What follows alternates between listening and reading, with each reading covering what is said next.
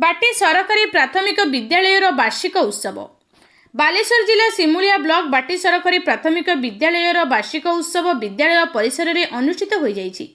एही कार्यक्रम में मुख्य अतिथि भाव ब्लॉक शिक्षा अधिकारी सुधांशु शेखर जेना जोगदे जगन्नाथ प्रतिमूर्ति दीप प्रज्वलन कर शुभ उद्घाटन करथिले।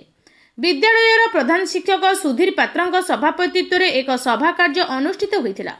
मुख्य वक्ता भाव अवसर प्राप्त प्रधान शिक्षक शिवप्रसाद पाढ़ी, सम्मानित अतिथि भाव सरपंच प्रतिनिधि करुणाकर मलिक, समिति सभ्य कालंदी चरण नायक, बाटी सरकारी उपरा विद्यालयर प्रधान शिक्षक कृपा सिंधु नायक, सीआरसीसी सस्मिता पंडा, विद्यालय आलुमुनि सभ्य दीनबंधु पात्र, परिचालना कमिटी सभापति अशोक कुमार नायक प्रमुख जोगदे वक्तव्य प्रदान करथिले।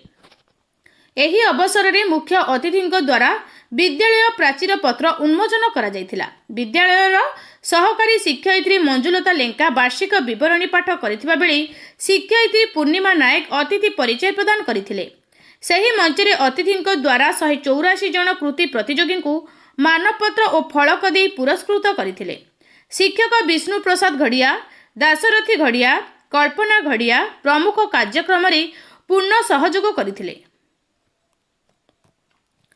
सिमुलियारू श्रीकांत विश्वाल रिपोर्ट, निर्भीक न्यूज।